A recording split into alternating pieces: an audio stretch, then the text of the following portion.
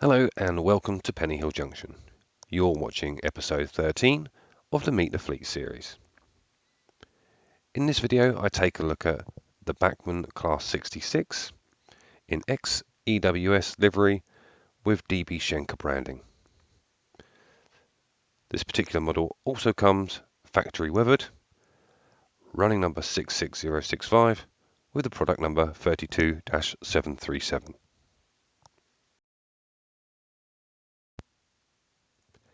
English, Welsh and Scottish Railway Limited, owned by the American company Wisconsin Central, placed an order in June 1996 for 250 GM locomotives to replace their freight locomotive fleet.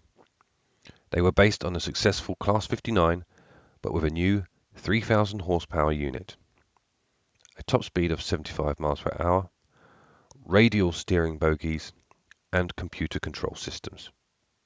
The new build locomotives were initially classified Class 61, but by the time of entering service they had become Class 66. Between April 1998 and June 2000, the locomotives were delivered to the UK. The improved reliability and availability quickly led to the rapid withdrawal of BR design classes 31, 33, 37, 56, 73 and eventually 58. Other rail freight operators were quick to spot the advantages of the new design, and Freightliner, GB Rail Freight and Direct Rail Services also placed orders for these locomotives. There are external variations to be found with two types of lighting units, Buckeye and conventional hooks, horn grille modification, and different combinations of lashing eyes welded on the front of the buffer beam. Recent environmental regulations have led GM to develop a low-emission version of the Class 66.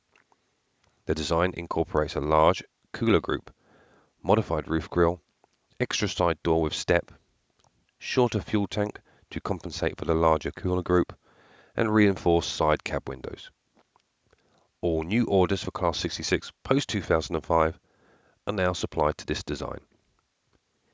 Enthusiasts have nicknamed them sheds because of their shape, and the class can now be found working all over the UK network.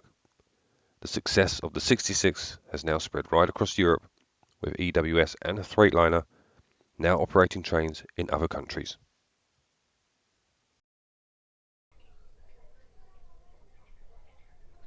And so here it is, the first addition to Pennyhill Junction in almost a year.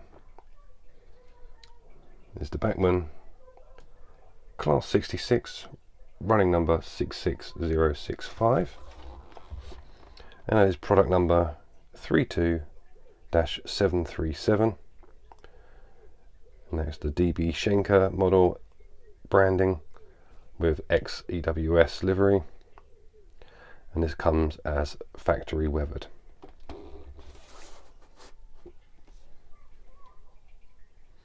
So I have a Bachmann model Class 57 as well as a Class 37, and they are both superb locos.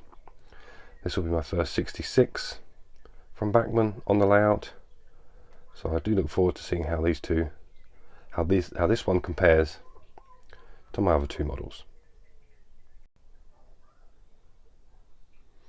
So this particular model is actually a 2017 release from Bachmann. However, it's still available from some suppliers or some model rail retailers, and I was fortunate enough to get this one at a bargain price from K&L Model Rail Centre.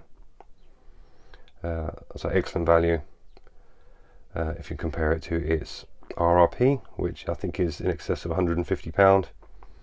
This one was purchased for £109.99, so which I think is a pretty good deal for a factory weathered loco.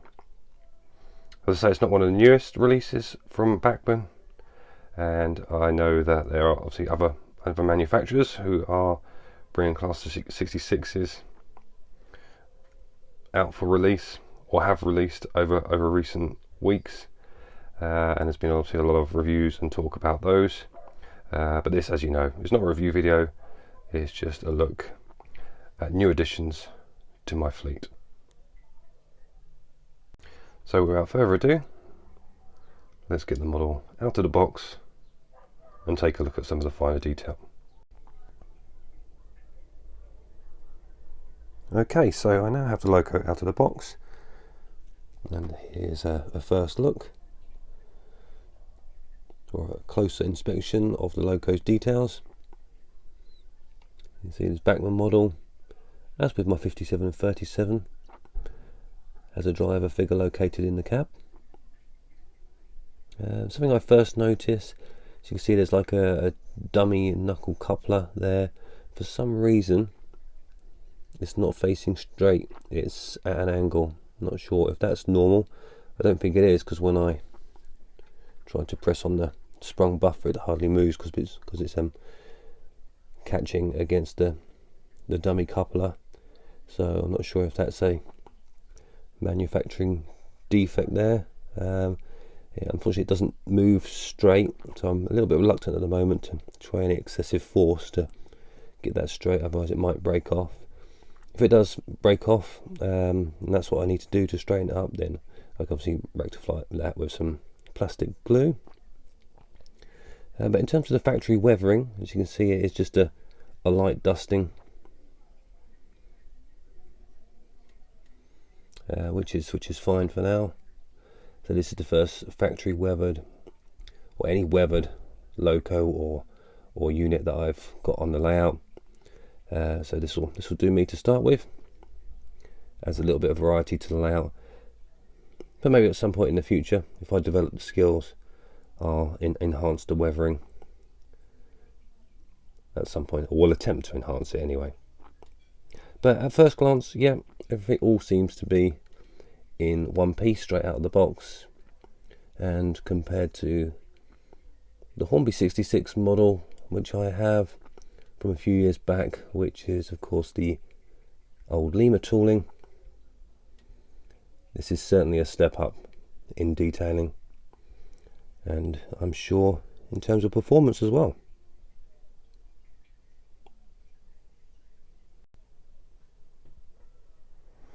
Okay, so the next thing for me to do is to get a decoder, a 21-pin decoder, into the loco. According to the manufacturer's instructions, there is a couple of screws under each of the bogies, so 4 in total. So I will remove those screws now, get the body off, and then I will be installing a Bachmann branch line easy command 21-pin decoder. As you can see, their product number 36-557.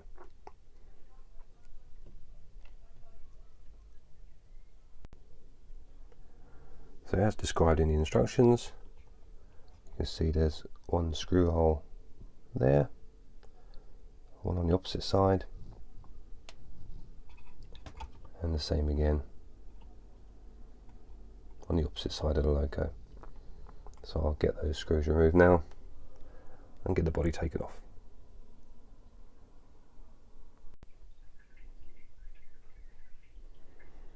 Okay, so now I have the body removed, and I'm pleased to report back the body come off with relative ease. Hasn't come off completely, as you can see. There are a couple of connectors which lead to a light PCB there, but that's fine. There's still plenty of access space there in order for me to remove the blanking plate. So I'll go ahead now and install the new decoder, and join me back in a moment.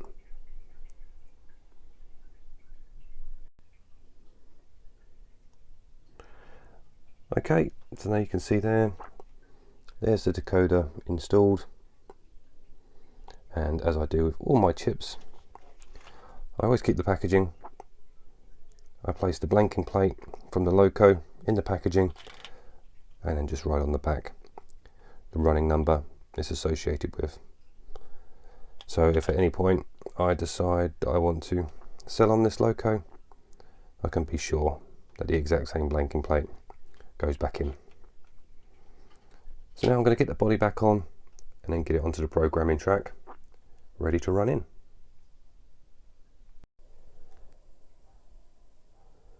Okay, so we now have the body back on the loco.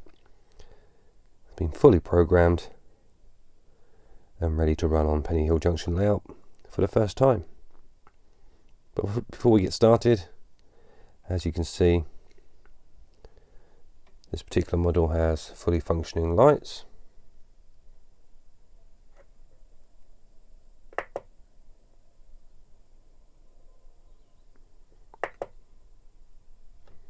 And also has cab lighting.